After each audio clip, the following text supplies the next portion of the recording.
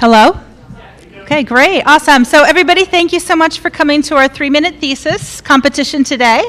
We have 13 presenters who are very excited to be here and share their research with you.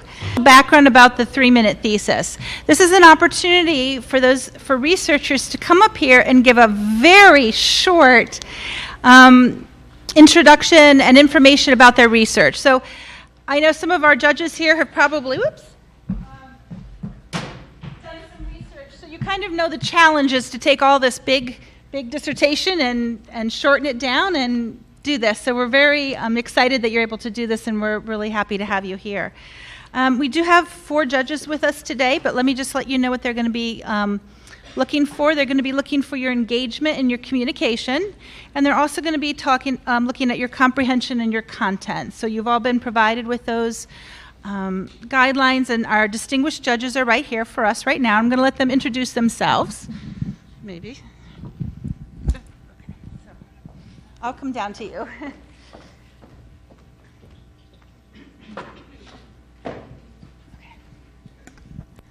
Hi, I'm Dr. Karen Kushla. I am the advisor and coordinator of the undergraduate and pre-professional speech pathology programs in School of Communication Disorders and Deafness. Dr. David Brown. I'm an associate professor in the Advanced Studies in Psychology department, and I'm the associate clinical training coordinator of our doctoral program in school clinical psychology. Hi, I'm Dr. Armia Lulegian, and I'm an assistant professor at the public administration program, and I'm the coordinator for the healthcare administration track. Hi, I'm Rich Conti from the Psychology Department. I'm the coordinator for the Master of Arts program in Forensic Psychology. Thank you.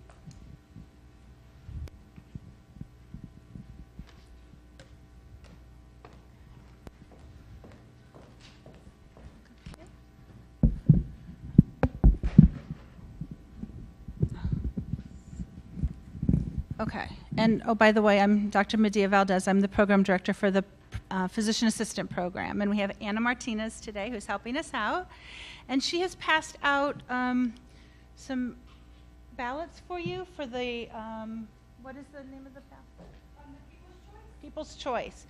So at the end of our once our 13 presenters are done, our judges will give us the names of the top 3. Those top 3 students will come back up here and present again at 5 o'clock. They will be giving some awards out on Wednesday at 11. So anybody who wins, make sure you're at the awards presentation here downstairs at 11.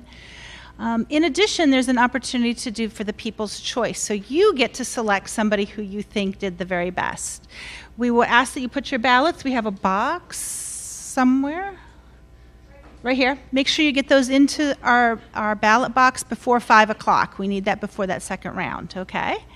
So what we'll do is I'll introduce each person. They'll be coming up here. They'll have 3 minutes and give them all your attention. So let's all give them all a round of applause for being willing to do this. It's very exciting. Okay. All righty. And our first presenter is Christian Porter.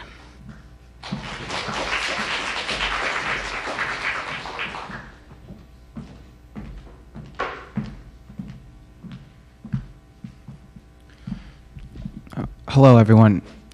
All right, I did my research on assessing education's influence on recycling behavior. So what I did was I did a secondary data collection for New Jersey from the New Jersey Department of Environmental Protection Division of Solid Waste. I created an index variable, which served as my dependent variable from all residential and commercial recycling for the years of 2013 and 14. Then I chose 5 social economic indicators: high school education, college education, poverty index, age, and income. I used 3 regression models. The first regression model, I analyzed high school against recycling, and I found that it had 77.5% of the variance and was significant with a positive relationship. The second model, I used college in the same format with the control variables, and I found that it was 72.5%. Yeah, 72.7% of the variance, and also had a positive relationship. And the third model, due to problems of interrelationships, I combined both high school and college together, and I found that high school was stronger than college. This model had 76% of the variance. So what does this all mean? It should mean that high school and colleges should create relationships together to establish, and further environmental conservation ideologies and create synergetic relationships to further student learning objectives and facilitate eco-consciousness.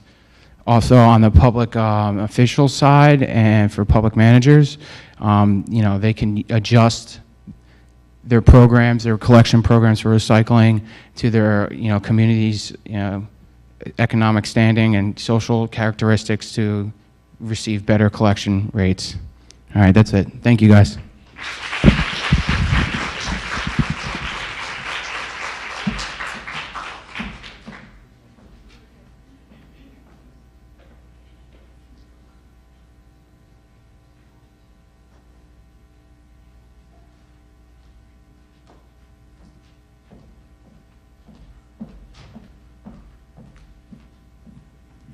Okay, our next presenter is Monica Franklin. Okay.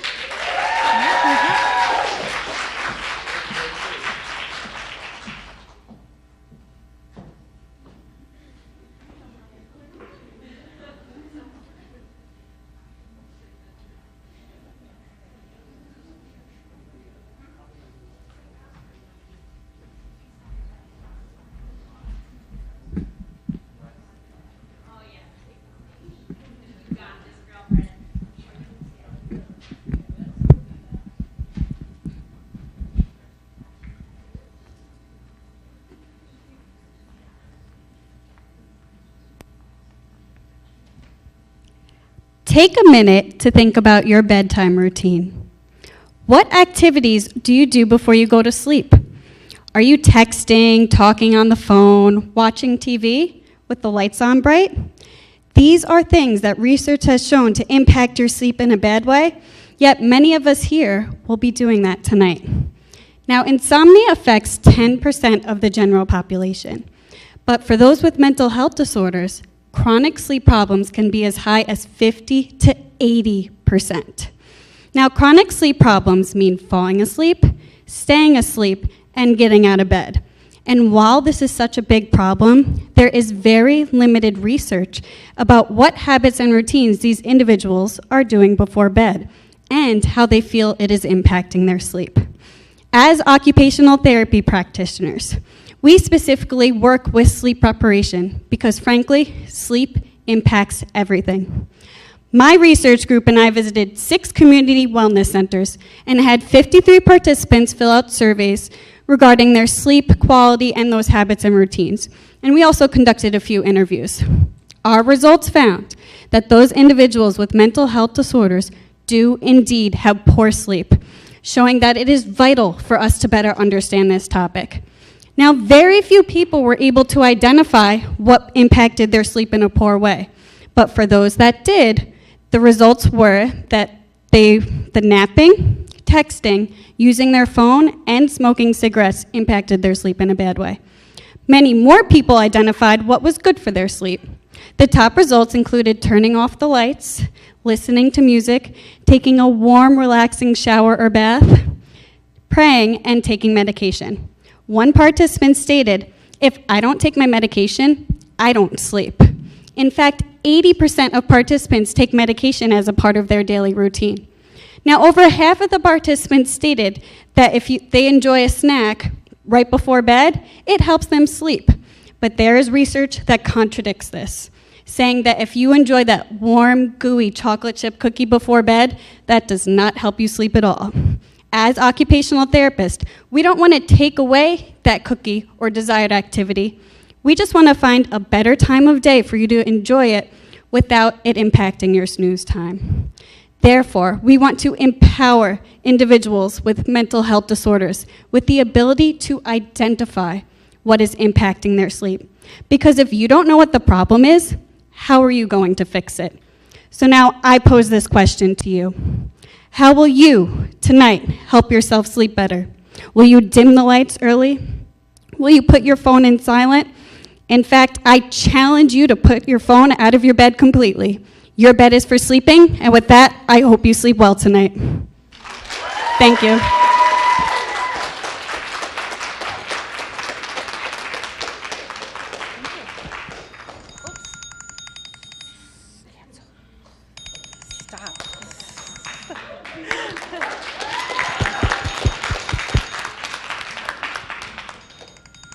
Okay, now I can't turn it off.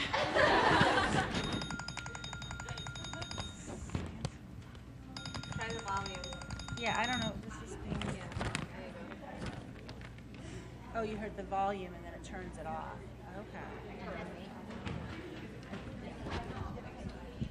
Put the microphone for you. Do you want it back in the center? Yeah. Okay, I'll go up and introduce you and then I'll have you come up.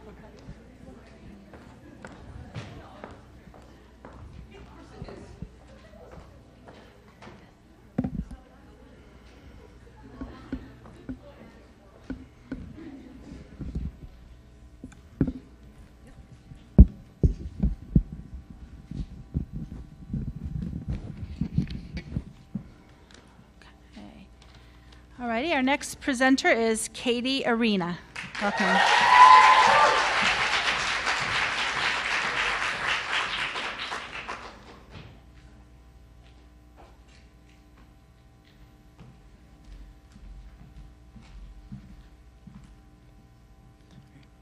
Try unbuttoning your shirt, zipping up your jacket, or tying your shoes. Pretend you're using a key or writing your signature to sign a check. How many of you worry about doing these tasks every day? Most of us don't even give them a second thought. That's because completing tasks such as these, as well as many others that require similar movements, come as second nature to us. In reality, completing any of these tasks requires a complicated combination of structures in our fingers and hands. Our hands are made up of 29 bones, 34 muscles, as well as many tendons and ligaments, which will allow for movement in our fingers and thumb. Now imagine that you've injured your hand. Breaking a bone or a severe laceration or tendon injury can happen in the blink of an eye, and chronic conditions such as osteo and rheumatoid arthritis affect nearly 40 million people in the United States alone. Now imagine trying to button your shirt, zip up your jacket, unlock your front door, or sign that check. All of a sudden, tasks you once completed effortlessly become a challenge or nearly impossible.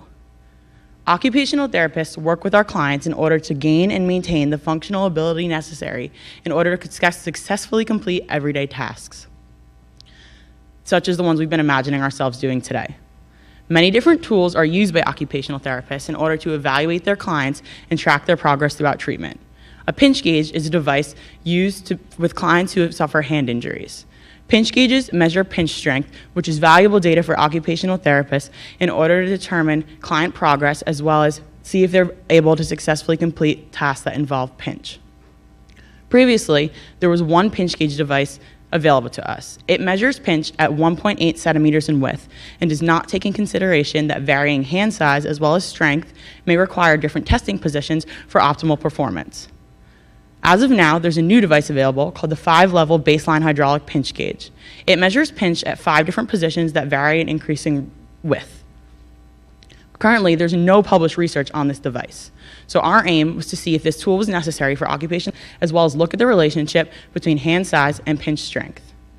68 healthy participants with varying hand sizes participated in our study. We quantified their hand size with 3 different measurements and had them each test the pinch strength of their dominant hand at all 5 testing positions. Our results determined that there is no significant difference in the mean strength in pounds at each different width of the device. This means that there's no need for occupational therapists to test pinch strength at 5 different rungs. So essentially, we've been doing it right all along. We, the researchers, suggest that occupational therapists continue using the gold standard pinch gauge and continue using this device with well-documented literature.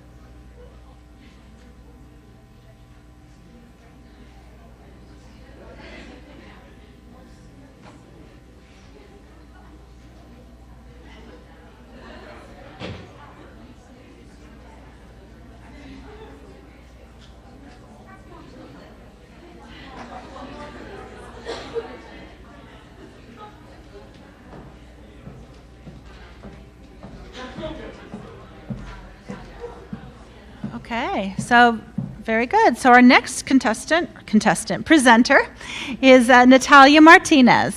So go ahead.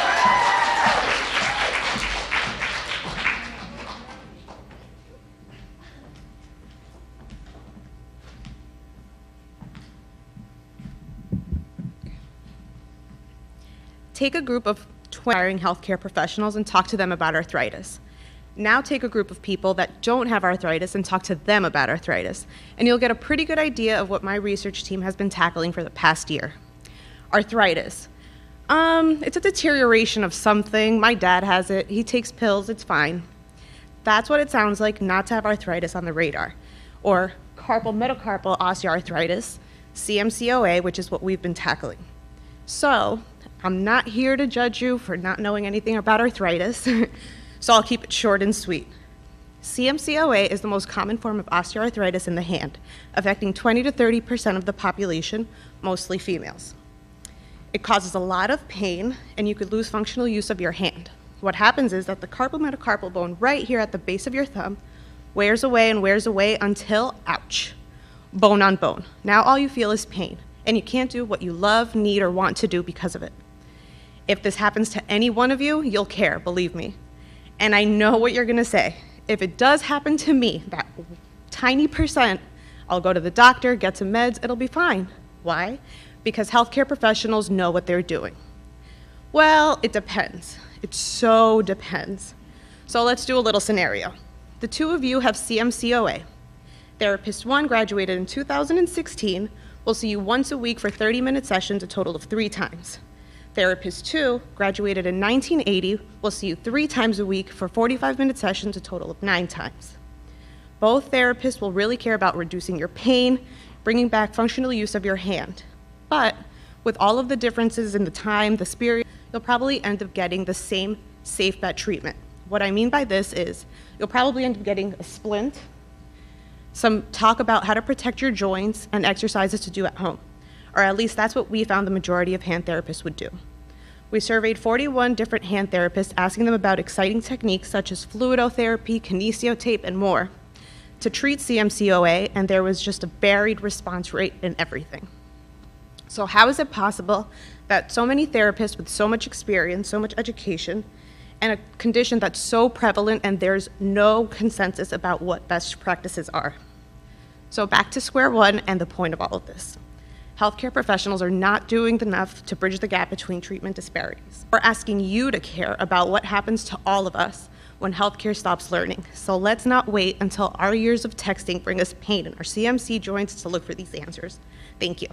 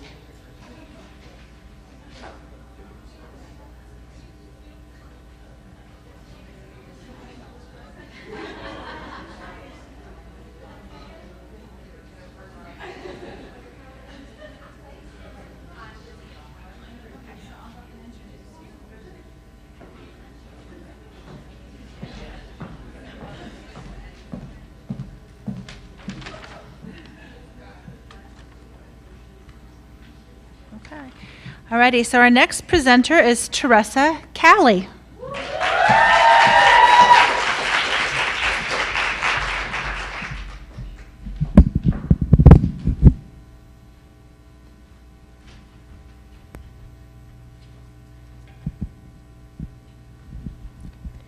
Susan, you can do this. Don't stop. You can do this. But I had to stop and rest because my legs were hurting so bad.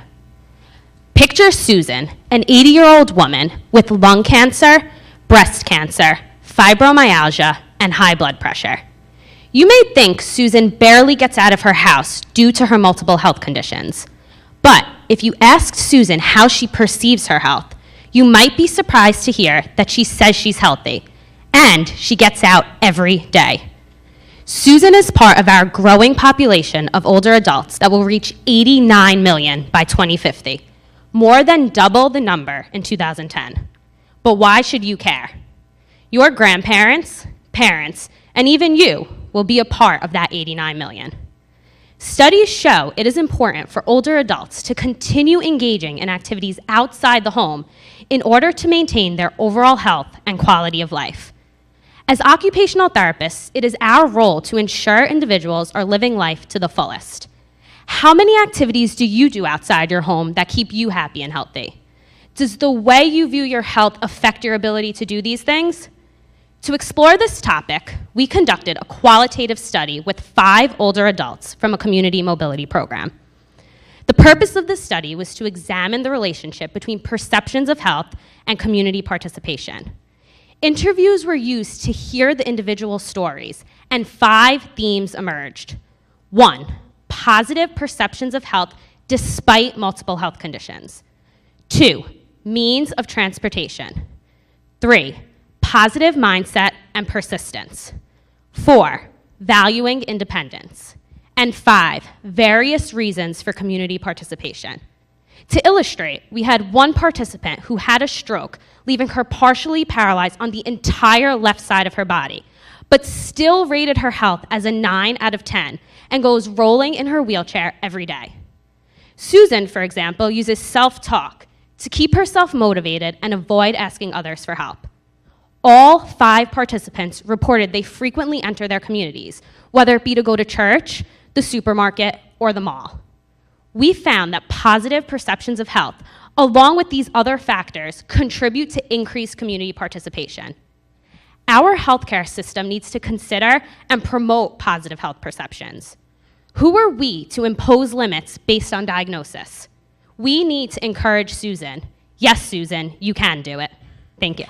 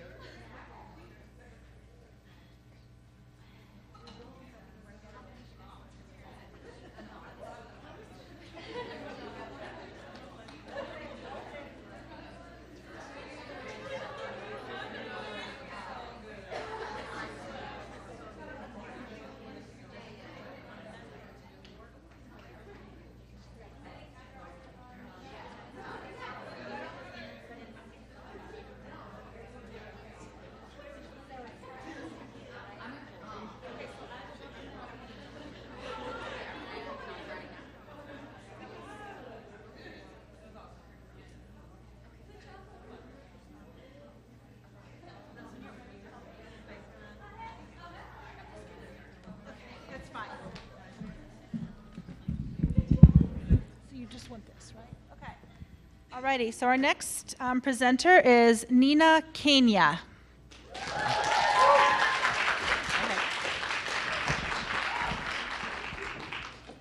Hi, everyone. If everybody could please sit up on the edge of their seats, I'd like you to become aware of the core muscles that you're currently engaging right now.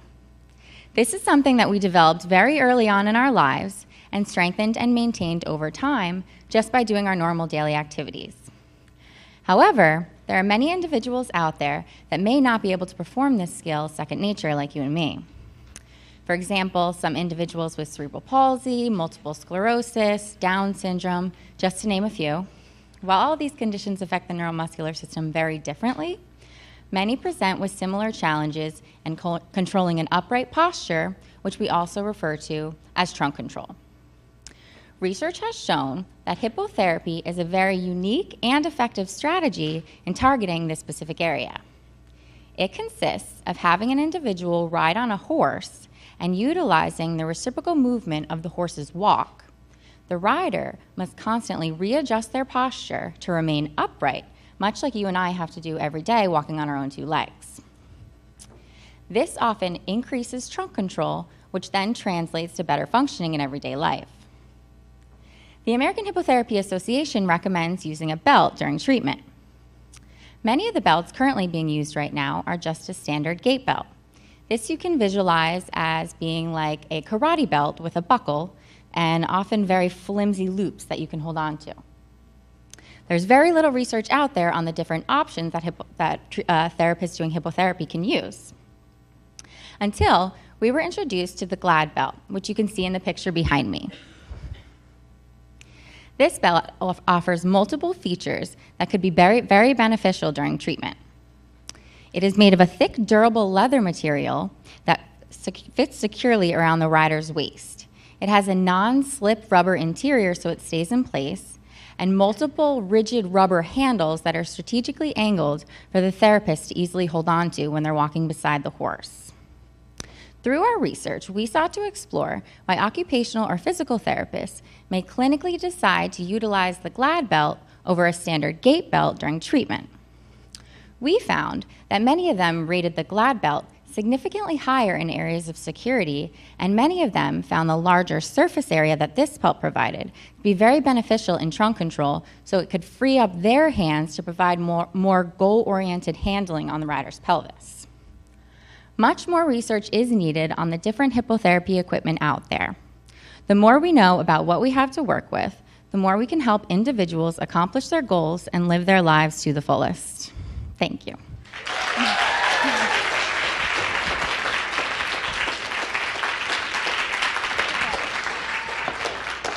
Okay, we're just going to take a 5-minute break so you can quickly run to the restroom and just be back in 5 minutes. Okay, we'll finish up with the last half of our group. So congratulations to everybody who's already gone. We're looking forward to the second half.